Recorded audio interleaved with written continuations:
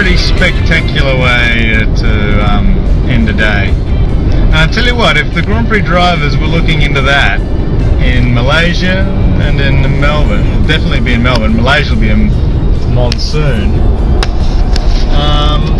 you can sort of forgive them for being a little distracted. Yes, Twilight races are here to stay. I guess my opinion on this is sort of, I have two opinions on this. Firstly, as the punter, and as I was in Melbourne, you may or may not realise I am from Melbourne and live here, and I've missed 2 days in total of races here. 2 days of, not races, 2 days of actual action here. One of them was 2001. It was a Friday practice when my grandfather had died. We had his funeral. And another was I was taken to a Friday practice session one year. I think it was 2003 or 4. And I was taken to it by a supplier of ours, and we really got pissed and went to the Gun Island Hotel, which is across the road, and then, which is not much of a hotel. It's okay. It's a little bit cabaret-ish, a little bit sort of, they've cheapened it a bit, and then on from there. And yeah, the following day I was sick as a dog and had to lie on the couch at a friend's house actually to avoid certain people.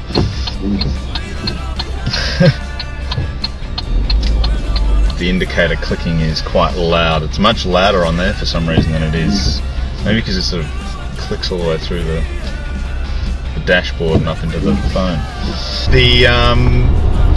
The move to Twilight races, the Twilight time should slot, for me, as a punter at the ground, quite good actually. At the ground, at the track. You've got an extra few hours to sleep in. I mean, look, I was getting grandstand tickets, so you know you can just roll up whenever you like because your ticket's reserved. But if you had general admission, and you know, if you're enjoying the weekend, it's good to have a little extra couple of hours sleep before you have to muscle your way through the crowd and find a spot and then hold that spot for as long as you possibly can.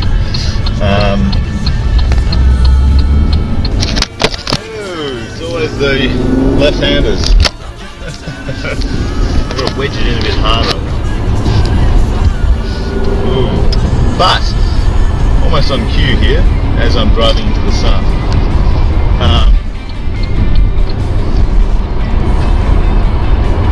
From a driver's perspective, it's far more dangerous, and I think a driver's concern and driver safety should be ahead of TV audiences. And look, honestly, I am sure there is just as many die-hard fans within Europe as there are as me. And since the very early 80s, and basically the mid 80s, I haven't missed a Grand Prix. And okay, as a kid, they had to be recorded on VHS, and we had to watch it sort of the next, take a couple of nights to go through them all, because I'd have to do homework and all that sort of stuff. But in later years, it's obviously been all live,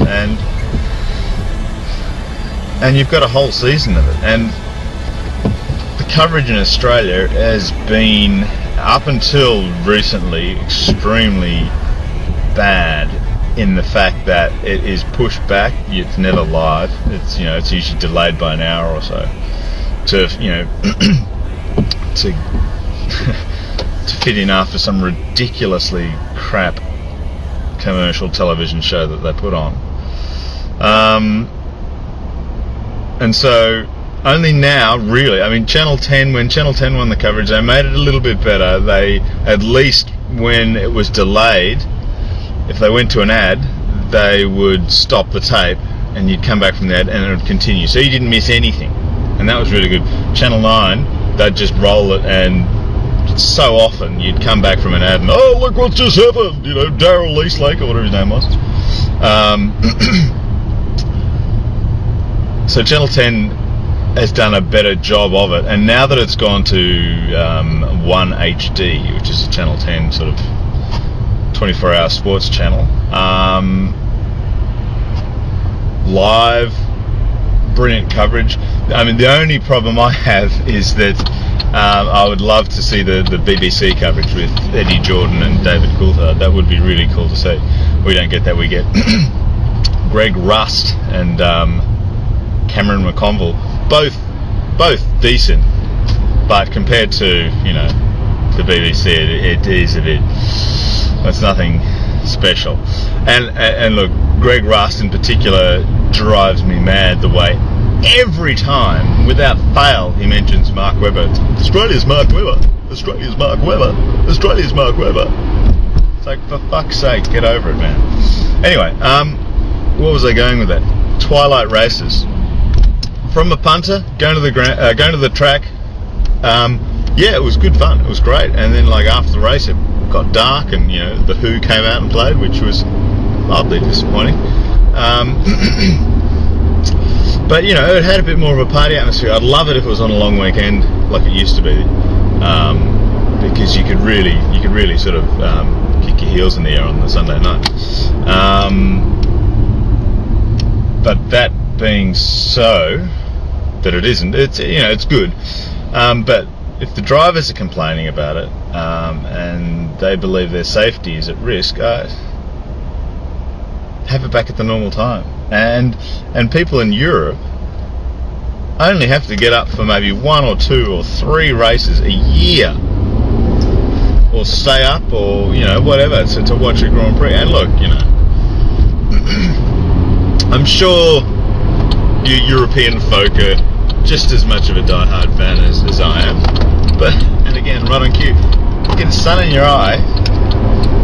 It's bad enough.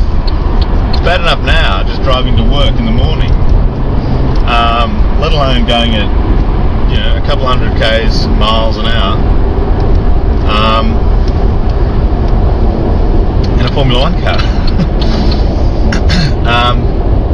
It's like extremely dangerous. If it was overcast, it'd be okay, but if it got too overcast, it'd get too dark, like, you know, what we saw in Malaysia. And Malaysia having a twilight race, you know, in the monsoon season, when the rain comes in, you can set your watch by it, is just insane, and there's a safety issue there as well. So look, I think half in theory, it's not a bad idea, it's not a bad compromise.